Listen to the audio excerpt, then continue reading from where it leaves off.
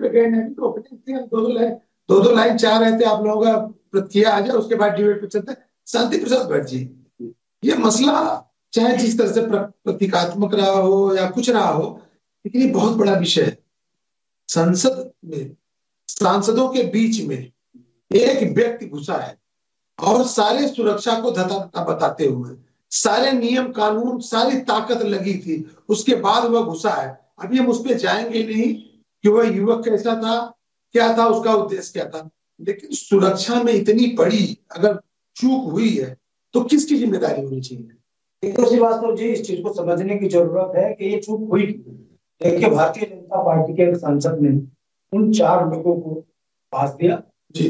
वो चारों बेरोजगार थे, युवा थे। जैसे बयान आ रहे हैं कि वो सरकार की नीतियों से परेशान थे, जिस कारण उन्होंने सांकेतिक जो है स्मोक बम संसद में फेंका और एक संदेश दिया कि ये गूंगी बहरी सरकार नीतियों से तो उत्तराखंड नीतियों से तो आपसे देश नीतियों से नीतियों तो आप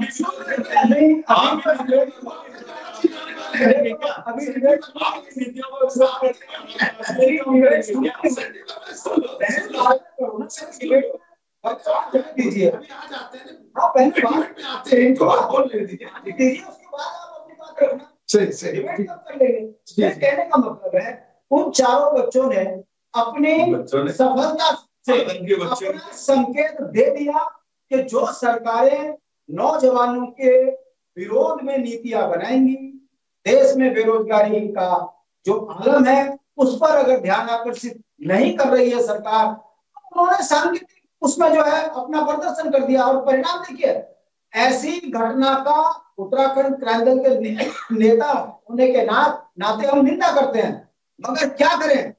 मैं आपको उत्तराखंड का उदाहरण देता हूं। उत्तराखंड पहला राज्य है जहां पर बेरोजगार संघ बनकर लोग अपने रोजगार के लिए धरना दे रहे हैं। सरकार उन बेरोजगार संघ परिंदा ना, वहां तो लोकतंत्र की सबसे बड़ी घटना हो गई। और उसके बाद अगर एक सांसद मोहिया मोहत्रा जो टीएमसी की थी, आपने केवल इस बात पर उसको निलंबित कर दिया कि आपने अपने लैपटॉप का पासवर्ड दूसरे को दिया, निलंबित। और आपका सांसद इन 4 उग्रवादी टाइप के बच्चों को अपना मकसद कामयाब करने के लिए चोर दरवाजे से संसद में अंदर कर दिया। आपने अपने सांसद पे क्या किया? ये दोहरा मापदंड क्यों? हमारा ये कहना है कि इस तरह की घटनाएं नहीं होनी चाहिए, लोकतंत्र के लिए ठीक नहीं है। मगर इस घटना के जिम्मेदार भारतीय जनता पार्टी की सरकार है। बच्चों के अंदर जो अवसाद और निराशा और बेरोजगारी का आलम है, ये उसी का परिणाम है कि इन बच्चों ने गलत रास्ता अपनाया और इस गलत रास्ते से पूरे देश में एक संदेश गया कि जिस संसद को प्रधानमंत्री जी ये कह रहे थे कि सबसे ज्यादा सुरक्षित है, वहां सेंध लग गई, पूरी सुरक्षा को धत्ता बता दिया। इससे पता चलता है कि ये अपराध यदि किसी अन्य सांसद के चिट्ठी पर होता तो पूरे देश में ये मातम मना रहे होते। अपने सांसद पे इन्होंने क्या कार्रवाई करी? उन बच्चों के ऊपर जो आप आरोप लगा रहे हो वो तो भुगत लेंगे जो सजा उन्होंने गलती काम किया, मगर आपके सांसद ने जो सहयोग उनको किया उस पर आपने सांसद पे क्या कार्रवाई करी? इस पर पता लगता है कि भारतीय जनता पार्टी का चश्मा दोहरा है, अपने लिए मीठा दूसरे के लिए थूक। ये लोकतंत्र में ठीक नहीं है। और इस तरह की घटनाएं की पुनरावृत्ति यदि राज्यों में होने लगी तो भारतीय जनता पार्टी को सचेत हो जाना चाहिए। आपको जनता ने जनप्रतिनिधि इसलिए बनाया है कि आप नीतियां जनता के लिए बनाएं, मगर अपने स्वतः के लिए नीतियां बनाओगे बड़े बड़े उद्योगपतियों के लिए, तो ये तो अभी बच्चों का एक छोटा सा ट्रेलर है, कहीं इसकी पुनरावृत्ति राज्यों में ना हो जाए, इसका भी संकेत आपको समझना चाहिए। आप बताइए संजीव वर्मा जी, आप क्या कहना चाहते हो? कई विषय है, एक विषय है तो अलग है। पास देने वाला आपका सांसद, बड़ी बड़ी बड़ी बातें करने वाले आपके प्रधानमंत्री, गृह मंत्री, सबसे ताकतवर व्यक्ति, जिसकी वजह से पूरे देश में कोई आदमी, हर आदमी अपने आप को मान के चलता है कि सबसे ताकतवर व्यक्ति अमित शाह जी हैं, जिनके समय कोई गलत काम नहीं हो सकता। और इन सब के बाद अगर ये घटना घटी है तो जो शांति प्रसाद भट्ट जी कह रहे हैं उनका जवाब अब आप दे सकते हो। आप चाहे जिस भाषा में दो, लेकिन जवाब दो प्लीज। ये ईरान कुरान की बात ना करें, मुद्दे पे बात करें। ये भाजपा की सबसे बड़ी प्रॉब्लम है, इनसे सवाल करो। ये लटकाना सांसद ने पास दिया, उनके ऊपर कार्रवाई क्यों नहीं हुई? बस और जो पकड़ा गया है उसका उद्देश्य आज तक 13 से 18 हो गया, पता नहीं चल पाया आम जनता को कि वो क्या करने गया था। ठीक है, मैं मानता हूं बेरोजगार था या क्या था क्या नहीं, वो सारी चीजें पर मैं पानी फेरता हूं, लेकिन हकीकत में एक आधिकारिक रूप से आप बताइए कि दोनों विषय में क्या है। संजय जी देखिए, पहली बात तो यह है कि सरकार बहुत कठोरता से, बहुत गंभीरता के साथ इसके ऊपर कार्यवाही कर रही है और पूरे मामले की तह तक जाने के लिए तमाम जितनी भी हमारी एजेंसीज हैं, जितनी फोर्सेस हैं। पहला अपराधी सांसद है, उस पर क्या किया ये बताइए। पहला अपराधी सांसद है, जेल भेजा उसे। शांति जी मोरिया मोर्चा को आप निलंबित कर सकते हो, तो आप अपने सांसद को क्यों निलंबित नहीं कर रहे, इस पर जवाब दो। संजय जी आप ईरान कुरान की बात नहीं करो, मुद्दे की बात करो। संजय की बात, ये लटकाना की बात करो। सुन लेते हैं, सुनिए संजय जी। कोई भी व्यक्ति जो लोकसभा की, संसद की, राज्यसभा की या विधानसभा की कोई भी कार्यवाही देखने जाता है तो उसका बड़े आसानी से पास बनाने की एक व्यवस्था हमेशा से रही, आज से नहीं, 1947 बिल्कुल नहीं है। तो फिर कैसे चला गया, बिल्कुल नहीं है, आपका सांसद पूरी चेकिंग होती है, आपका सांसद होता है और ये आपके द्वारा जानबूझ के घटना होती है, आपने जानबूझ के घटना को अंजाम दिया ताकि चार राज्यसभा जो 4 विधानसभा के जो चुनाव हुए हैं उससे ध्यान इसीलिए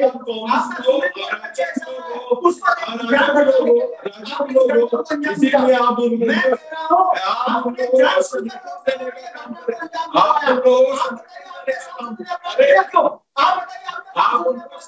देने का काम करो, संरक्षण देने का काम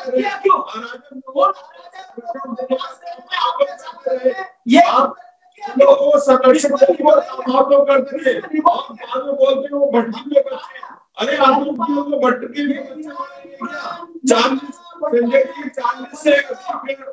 40 से अधिक सुरक्षा जो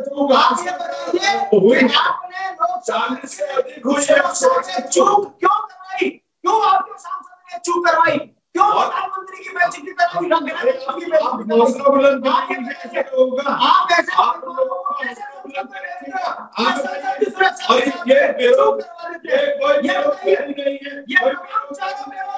बल्कि लोगों का ब्रेन वॉश किया गया, उनको जो करने के लिए पूरी तरह से उन लोगों ने जो साजिश रची उसकी तय आप जनता का ध्यान भटका रहे हो। अभी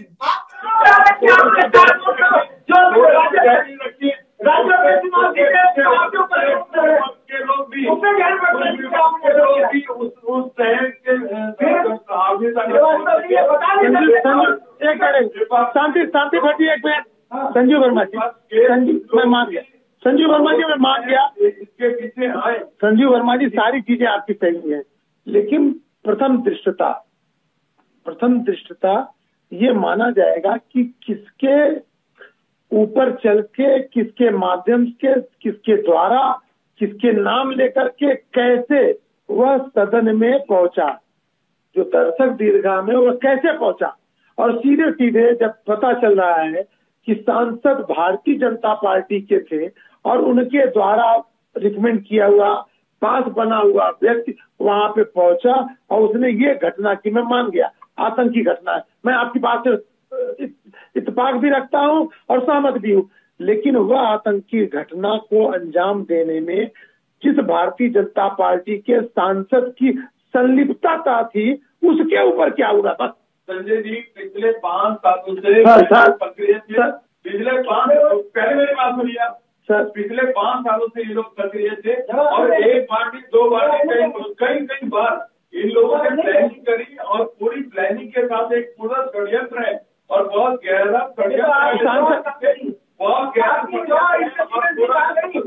सर पूरी तरह से अलग किया। सर आप सांसद संजीव वर्मा जी, और मैं संजीव वर्मा जी आप सांसद, सर आप अपने ऊपर लेके बैठी, सर एक मिनट सर, संजीव वर्मा जी आप भारतीय जनता पार्टी के बड़े नेता हैं, आपको अगर कोई अनजान व्यक्ति कहे कि हमको लेकर के विधानसभा चल चलो, मुख्यमंत्री क्या चल चलो, आप लेके चले जाओगे? सीधी सी बात बताओ, नहीं जाओगे ना? कुछ सांसद है भाई और सदन में लेके चला गया। संजय जी पहले मेरी बात सुनिए सर। देखिए, जो आप सांसद की बात कर रहे हैं, तो सांसद मुझे तो इनको जानते भी नहीं थे, और जो सुन तो लीजिए श्रीमती,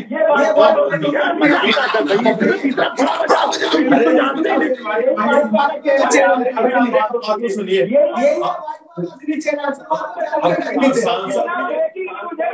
सांसद महोदय ने अपना बयान दिया है, सांसद महोदय ने अपना बयान, साहब उससे इस्तीफा देना चाहिए तो साहब जी को, उस आदमी को इस्तीफा देना चाहिए था जिसके नाम पे इतना बड़ा कांड हुआ था। इस्तीफा तो किसी और को देना चाहिए। सांसद ने बोला इनका संजय जी महसूस और विधायक वो एमपी है, वो भी महसूस के देखना इस वजह से संजय जी देखिए, एक आम जनता कोई भी विधानसभा की, लोकसभा की, राज्यसभा की कार्यवाही देखने के लिए स्वतंत्र है और सभी के लिए आइए चलिए, लेकिन हम विधानसभा में पास ले सकते हैं, लेकिन लोकसभा और राज्यसभा में इमीडिएटली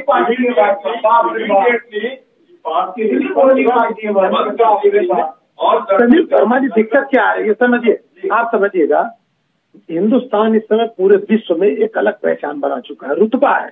मोदी जी हैं तो मुमकिन हर आदमी जानता है, पूरा विश्व हर देश हिंदुस्तान से अब डरने लगा है। और ऐसे में एक व्यक्ति सदन में कूद के जाता है, दूसरा व्यक्ति उसके साथ में रहता है, तो बात उसकी नहीं, बात ये है हमारा जो ये इकबाल था ना हिंदुस्तान का, जिसको आपने और मोदी जी जैसे भारतीय जनता पार्टी जो कहती है कि मोदी जी ने पूरे विश्व में, उस पर ठेस पहुंची है साहब, उस पर ठेस पहुंची है। पार्टी ने अफजल जैसे आतंकी को बताने के लिए जो एक नजीर पेश करी थी, और हम एक दूसरी नजीर पेश करने जा रहे हैं। कोई भी व्यक्ति मंदिर की तरफ आंख उठाने की कोशिश भी करेगा, कठोर से कठोर कार्यवाही होती है। ठीक है सर, 13 से 18 हो गया सर, 13 से 18 हो गया। उसका उद्देश्य, उसकी टीम, उसके लिंक, उसका सारा जो उसका कॉकस था, पता चला आपको? संजय जी पताल से भी खोज के लाए।